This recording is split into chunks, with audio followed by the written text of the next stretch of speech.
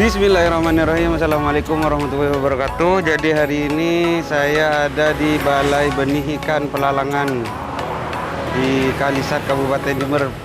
Saya mau lihat-lihat koleksi ikannya di dalam seperti apa. Yuk kita langsung lihat.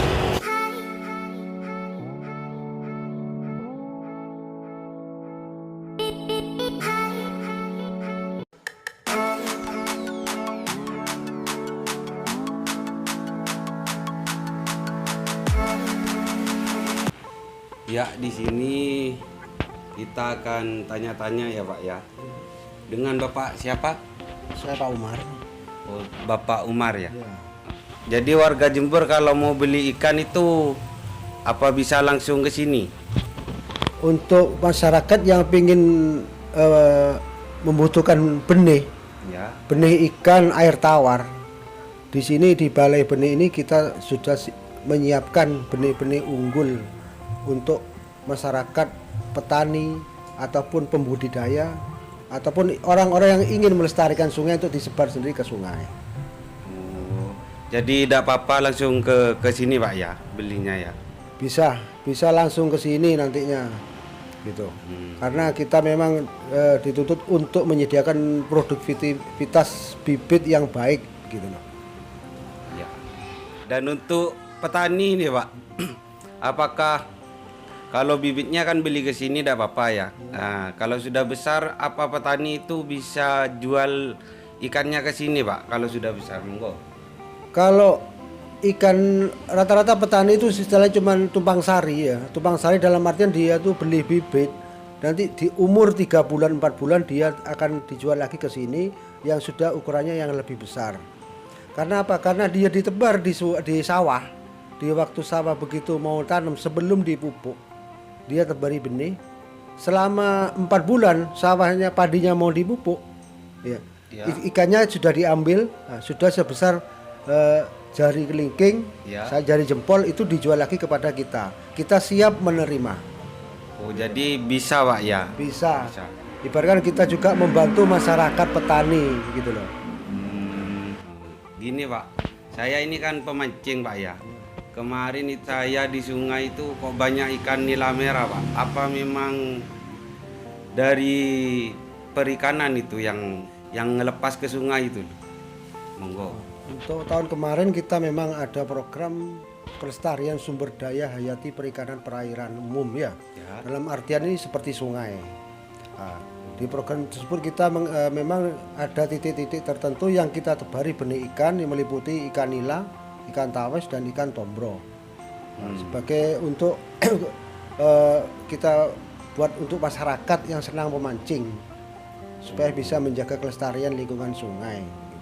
Jadi memang dari perikanan Jember itu Pak ya? Iya, dari Dinas Perikanan Kabupaten Jember tahun kemarin sudah menebar untuk wilayah Kabupaten Jember itu terbagi menjadi 7 sampai 8 kecamatan. Itu jumlahnya untuk nila saja itu 160.000. Ya. Untuk tawesnya 158.000. Dan tombronya atau ikan mas, orang biasa nyebut ikan mas itu 160.000.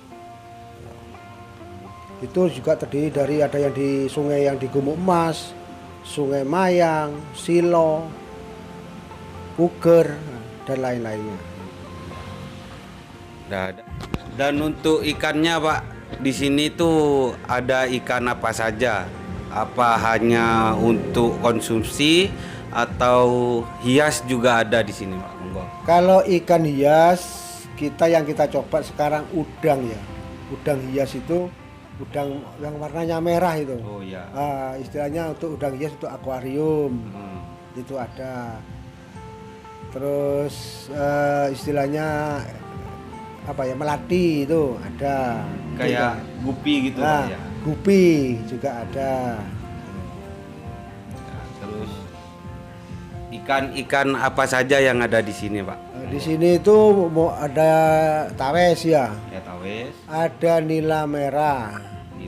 Ada nila hitam. Nila hitam itu ada yang jenisnya nila gift. Yang satu nila jatim bulan. Nah, jatim bulan itu karena induknya dari umbulan, istilah Jawa Timur umbulan, maka disingkat jatim bulan. Nah, seperti itu. dan itu pun sudah bisa mulai produksi kita. Nah, untuk yang Jatim Bulan. Terus ikan mas atau ikan tombro kita juga ada, koi kita juga ada. Oh, koi juga ada, Pak? Ada koi. Nah, gitu. Lele mungkin ya. Lele untuk di daerah sini kurang bagus ya untuk kita beternak lele karena suhunya terlalu dingin. Nah, gitu. Lele tidak akan bisa berkembang untuk pembibitan, dalam arti pembibitan ya. Iya. Nah, itu mulai telur kadang-kadang cuman tidak, yang netas mungkin 40% yang netas.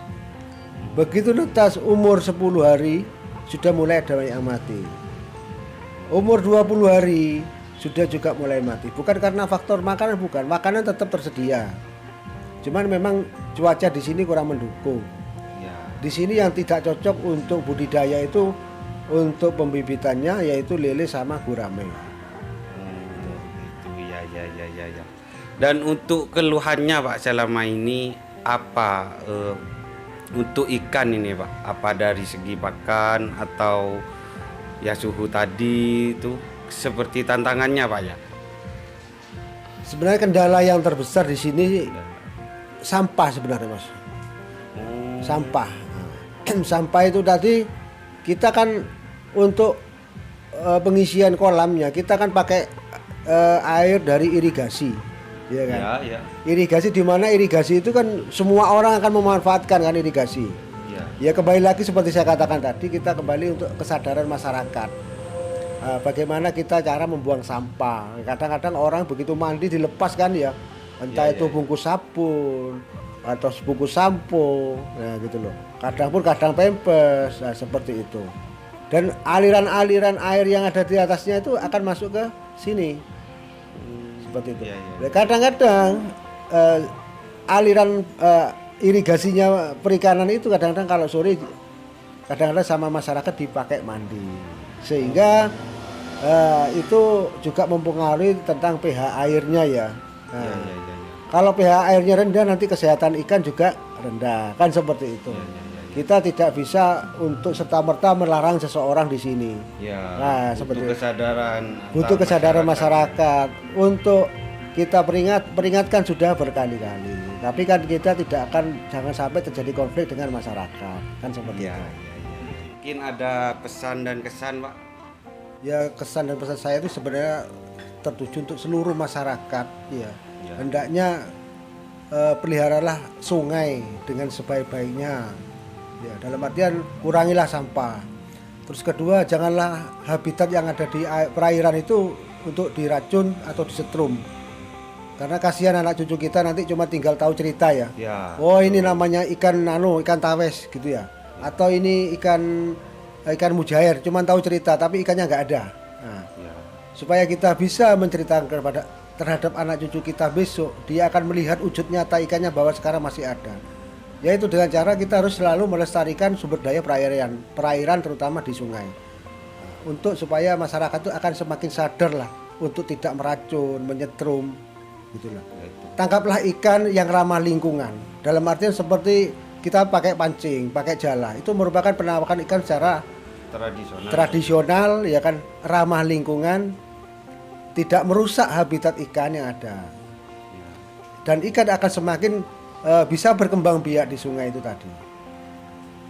Jadi memang bahaya ini, setrum sama racun ini, wah, yang kecil mati juga ini bahaya. Nah, jadi saya dengar ini di sini katanya sampean sudah mencoba hal baru Pak, seperti oleng itu kan ya Pak ya. Bagaimana monggo ceritanya? Beginilah ini istilahnya, kita dulunya kan coba-coba. Ya. Saya itu ditawari dari komunitas pencinta sidat, di mana komunitas di Jember kan ada sebenarnya ya. Ya. Untuk mendapatkan benih sidat itu kalau kita harus masuk ke komunitas dulu.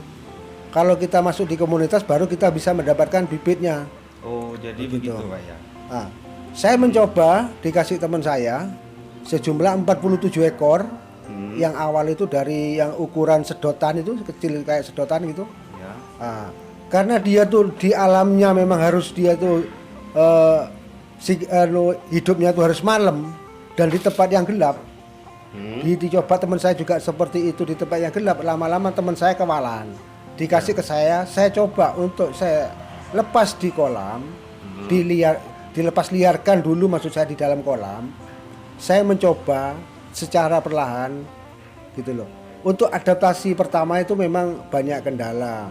Ya dari suhu, terus kadar air, pH air memang itu. Jadi dari 47 yang tersisa sekarang tinggal 14 ekor. Nah, itu juga kematiannya itu macam-macam ya, dari ada yang memang tidak mau makan, ada yang memang ya karena faktor lingkungan, anak-anak atau seperti apa. Seperti yang bertahan hidup sampai sekarang ada 14 ekor. Nah, dari 14 ekor itu kita mengadaptasi dia, yang mana dia tuh akan keluar untuk sidat ini akan keluar di waktu malam hari. Ya. Kita mengadaptasi supaya dia itu bisa keluar di sewaktu-waktu, entah itu siang, sore ataupun pagi. Jadi diajari Pak ya. Kita ajari dulu, kita kasih makan pakai pelet, pakai fur, pakai sentrat itu. Nah, yang mana biasanya dia memang ada sebenarnya fur khusus untuk sidat itu memang ada. Tapi untuk beralih ke fur yang biasa untuk ikan yang biasa, ikan seperti ikan lele, ikan nila, itu kan perlu adaptasi dulu dengan makanan. Dari pembelajaran seperti itu, kalau tidak salah sekitar 3-4 bulan dia sudah bisa keluar lagi untuk makan. Tidak harus malam makannya, walaupun pagi hari kita kasih makan dia akan keluar. Dan untuk kelaminnya sendiri Pak, kalau sidat ini kan katanya orang tidak ketemu antara yang jantan sama yang betina. Bagaimana menurut Bapak? Memang betul itu, kalau sidat memang kalau masih kecil itu belum ketemu. Kalau sudah dewasa dia akan ketemu. Karena siklus hidup sidat itu dia tuh akan bertahan di sungai. Nah, di mana sidat itu kan tidak bisa dibudidaya atau tidak bisa dikembangbiakkan dibudidaya dengan orang untuk dikawinkan memang. Itu memang memang alamnya memang seperti itu. Nah, gitu loh. Dia akan memijah di waktu dia sudah waktunya untuk terjadi perkawinan, dia akan lari ke laut lepas. Dia akan terjadi perkawinan di laut lepas. Makanya banyak orang untuk menangkap benih sidat itu di muara. Di muara itu pasti ada orang banyak yang mencari ke sana. Gitu. Dan setelah dia terjadi perkawinan, itu dia akan kembali kepada tempat asal mulanya dulu. Di sungai kembali. Seperti itu. Ya.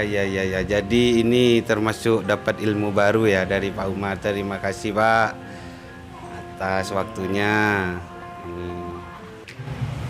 Oke, terima kasih telah mengikuti video saya. Next time bertemu kembali di video selanjutnya ya. Jangan lupa like, subscribe, dan komen. Dapat hadiah Pak. Mantap. Jangan lupa like, komen, subscribe bro. Ramaikan channel ini. Apa namanya? Mas Oki. Mas Oki.